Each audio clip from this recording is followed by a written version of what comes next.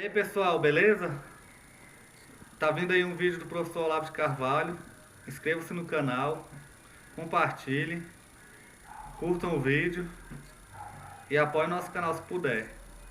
Todo mundo junto aí para tentar mudar o Brasil, ajudando nosso presidente. Valeu, galera. Eu Forte estava abraço. comentando o artigo do Humberto Eco, que diz que então as crianças educadas num ambiente ateístico, elas não têm a compreensão já de uma infinidade de dados, né, culturais e humanos dos séculos anteriores. E a coisa é muito pior do que isso. Porque eles não vão ter a compreensão nem mesmo das situações humanas descritas em toda a literatura ocidental. Se você não tem um fundo bíblico, meu filho, você não entende Dostoiévski, você não entende Tolstói, você não entende Dante, você não entende Camões, você não entende nada. Zero, zero, zero, zero, zero, zero, zero. Isso significa que a adoção da cultura laica, da educação laica, vamos dizer, um esquecimento, um apagamento proposital de toda a herança cultural de milênios. É uma amnésia planejada. E é uma estupidificação planejada. Agora, podemos sair disso pelas religiões comparadas, como acredita o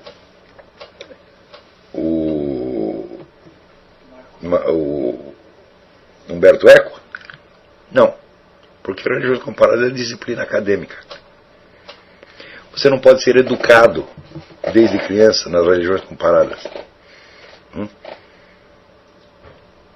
Porque as religiões têm mandamentos que são práticos, que são incompatíveis entre si.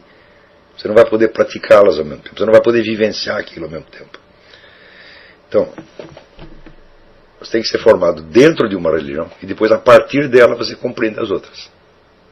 Então você toma a sua como centro e as outras como periferia. É o único jeito que você pode chegar a compreender. Até que vai chegar um dia, se você estudar bastante, você vai entender que tem umas que podem abarcar as outras e compreender na sua totalidade, e a vice-versa não é verdadeiro. Mas isso aí é depois de 30 anos de estudo, 40 anos de estudo. Né? Então, prossegue aqui. Agora o nome do remetente é o Marco Borgert. Como não buscar explicação para as contradições? A leitura ingênua desses livros não conduziria invariavelmente a uma perplexidade dentro de suas múltiplas contradições. Certamente, você não pode fazer essa leitura ingênua com os livros de 10, 20 tradições diferentes. Você vai ficar numa confusão desgraçada. Então quer dizer que, como instrumento pedagógico para a formação da personalidade, a religião comparada não serve para nada. A religião comparada é uma atividade acadêmica a ser desempenhada por pessoas que já têm uma formação pessoal, já têm o universo imaginário estruturado. E pergunto, como não buscar a explicação para as contradições numa simbólica de tipo guénoniano? Entendi a partir de uma aula recente que você concorda que o Guénon e Schwann tenham provado que todas as tradições autênticas sejam colocadas em uma metafísica transcendente comum. Como conciliar isso com a sua recomendação da leitura ingênua? Por que não recomendar para os alunos o estudo da metafísica transcendente, visto que a incompreensão oriunda das aparentes contradições dos símbolos das diferentes religiões é a causa mesmo do relativismo religioso e suas terríveis consequências para a nossa civilização? Então, em primeiro lugar, a incompreensão dos símbolos religiosos não apareceu com a comparação de várias religiões. A religião comparada só entrou na esfera popular a partir dos anos 50 do século XX. Quando começou de nova era, essa coisa toda, daí todo mundo começou a ler I Ching, etc. Isso é muito recente. A incompreensão dos símbolos religiosos já vinha, pelo menos, no mínimo, na mais branda das hipóteses, desde um século antes. Em segundo lugar, uma metafísica comum de fato existe entre todas as tradições religiosas. Isso está mais que provado, e eu acho que Guénon e Schwann provaram isso. Só que o que é uma metafísica? É uma descrição da estrutura da realidade. Isso não tem nada a ver com religião. A metafísica é apenas isso, a descrição da estrutura da realidade. Quer dizer, todas as religiões estão concordes que elas vivem no mesmo mundo. Tá certo? Então, nesse ponto, não há discordância. Mas a religião existe apenas para te dar uma descrição da estrutura da realidade? Não, ela te promete algo mais. E é no realizar este algo mais que elas vão divergir. Só que este algo mais é que é precisamente o decisivo.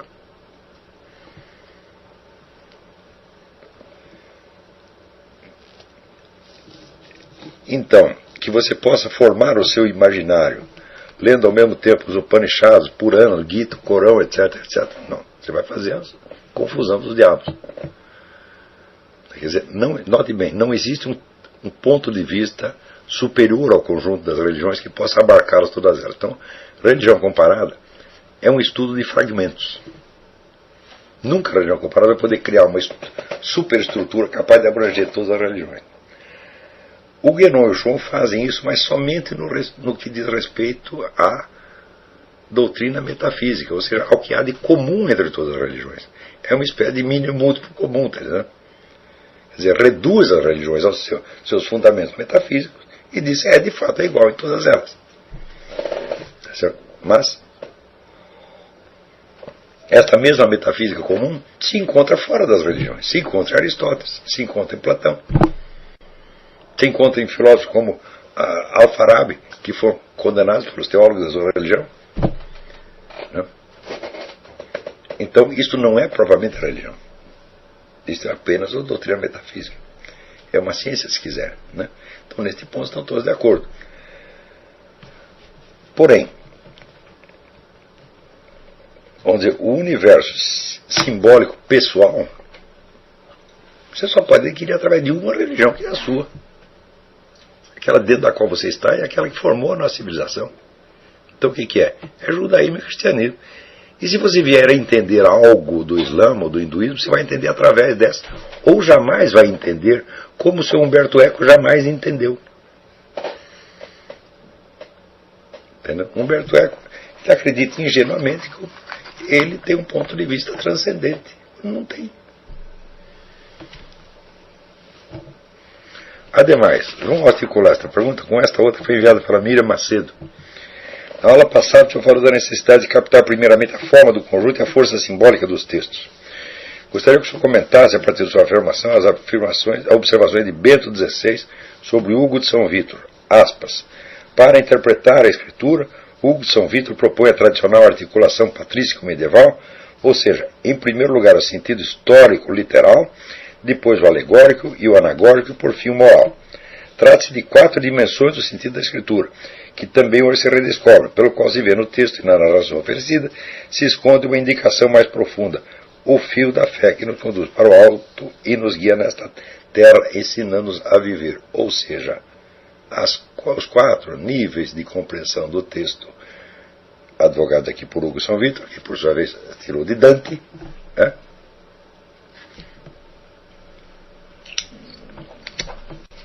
Olha aqui, olha, que estão explicados da maneira mais clara ainda no Dante.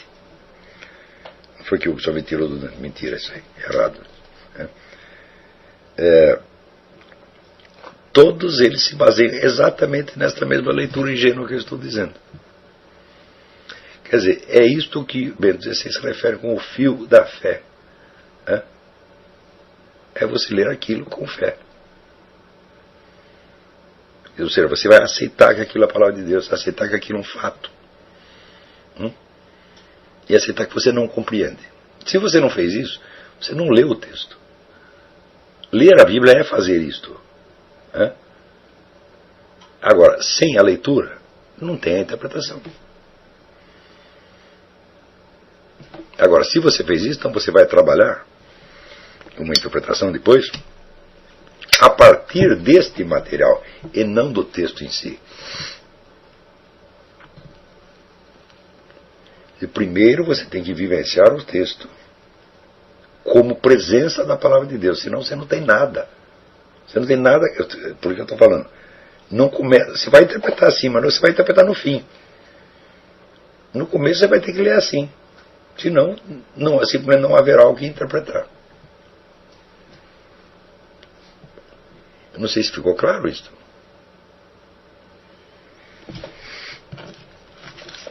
Daí prossegue Bento XVI. Contudo, mesmo respeitando as 4 dimensões do sentido da escritura, de modo original em relação a seus contemporâneos, ele insiste, e este é um aspecto novo, sobre a importância do sentido histórico literal. eu estou falando. É um fato. É? Se você não aceitar como fato, meu filho, então, muito menos, aquilo poderá, vamos dizer, exercer um influxo transformador em você. Porque o que vai exercer o influxo não é o texto em si, é o fato a que o texto se refere. Não é um poder miraculoso do texto, mas o poder miraculoso dos fatos narrados, os quais continuam a suceder ainda hoje. Então, depois que você teve a experiência do poder miraculoso dessas palavras, aí você sabe com o que você está lidando. É somente aí. E religião comparada? Religião comparada, meu filho, é muito tempo depois disso. Não dá para trocar a ordem. Está entendendo? Então, o que eu estou falando não é propriamente a fé ingênua. Não é disso que eu estou falando. Eu estou falando da experiência real da leitura. Você vai ler um texto sacro como texto sacro. Se ele não exercer esse poder em você, olha, meu filho, eu te dou um doce. Porque ele vai fazer isso. Ele sempre faz. Se ele é assim, vai funcionar. Deixa que ele haja em você. E você vai ver o que acontece. Se você disser, posso fazer o mesmo com outros textos sacros, não pode, porque eles não foram escritos para isto. Não foram escritos para isso mesmo. Foi outra coisa completamente diferente. Se algo que eu aprendi com as religiões comparadas é que as religiões não são comparáveis. Não são espécies do mesmo gênero. São fenômenos absolutamente heterogêneos. E é por isso mesmo que se você não tiver baseado numa, você não entende a outra.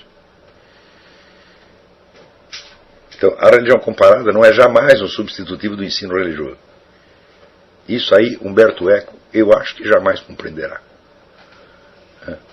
Então, Humberto Eco é um dos mais elegantes escritores de besteira que tem no século XX. Ele se mete, por exemplo, eu li os escritos dele sobre o fascismo, eu digo, meu Deus, ele viveu lá dentro, ele assistiu o negócio, ele leu um monte de livro, ele não entendeu nada do que é fascismo, é só estereótipo. Ele pega o estereótipo e enche de citações em volta. E assim, não leva o Humberto Eco a sério de jeito nenhum. Vamos ver, tem outra pergunta aqui.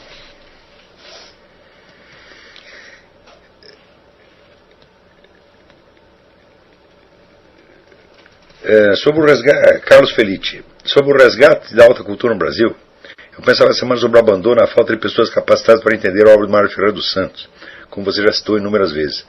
Seria possível você fazer uma exposição da obra do Mário para nos dar uma ideia de conjunto? Nós vamos fazer isso necessariamente na segunda etapa. Tá certo? Eu espero ler com vocês alguns textos do Mário, que eu vou ter que articular para isso, porque os livros dele estão muito confusos editorialmente. Então eu tenho que articular alguns textos, juntar um pedaço com o outro, compor uma súmula do Mário Ferreira. Eu acho que isso é possível fazer, nós vamos fazer.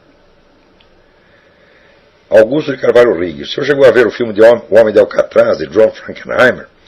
É a história real de Robert Stroud, interpretado por Burt Lancaster, que foi preso por ser suspeito de matar um homem. Na cadeia, rebelde, metido ao justiceiro, acaba matando um guarda e por isso a pena é aumentada, chegando a ser transferido para Alcatraz. Mas na cadeia mesmo ele se torna mais humilde, um dos maiores especialistas em pássaros, sendo o maior da sua época. Chegou a ser reconhecido mundialmente sua especialidade, superando algumas circunstâncias.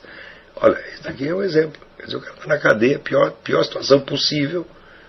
Ele chegou uma hora e decidiu tomar vergonha na cara. Pô. Não chega desse negócio de ficar batendo em pessoas, matando gente. Pô. Fazer uma coisa que presta, começou a estudar um passarinho. Passarinho outro. Né? Um outro exemplo que eu dou para você, tem um historiador italiano, Cesare Cantù, que escreveu uma história universal inteira na cadeia sem ter um livro para consultar. Mas o cara puxando pela memória. Claro que tem erros, é evidente que tem. 30 volumes. Né? Como é que não teria erro? Tudo de memória. Mas é um prodígio. Então, às vezes, as situações mais opressivas fazem, né, surgir na pessoa uma grande força criativa e sobrepõe ela ao meio.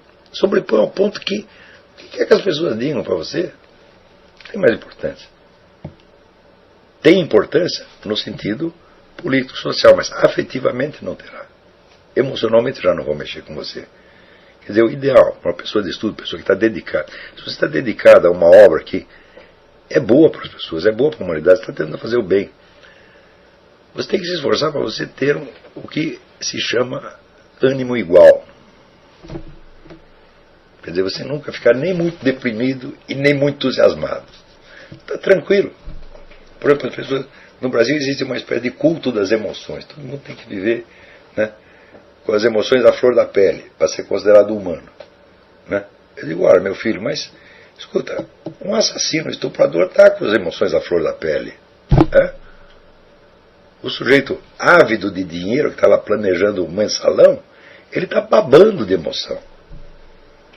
Agora é que eles vão entender o seguinte: o amor não é emoção, o amor não é um sentimento, o amor é uma coisa que você faz. Né? O amor é uma ação. É uma ação que dá vida e dá força para o seu semelhante. Entendeu? É isso que faz, né? Então, quando Jesus Cristo curava o cego paralítico, o que ele fazia? Ficava chorando de emoção? Hã? Não. Ele curava o cego paralítico. Então você também faça o bem com simplicidade, com ânimo igual. Claro que nem todos nós vamos permanecer no ânimo igual o tempo todo. Também vamos ter nossas recaídas, nossas depressões e nossos entusiasmos imbecis. Todos temos. Mas não vamos idealizá-los e achar que eles são divinos maravilhosos. Né? Você nunca será julgado pelas suas emoções, meu filho. Mas por aquilo que você realmente fez na vida. Você fez interiormente e exteriormente. Né? Então, eu acho que por hoje é só.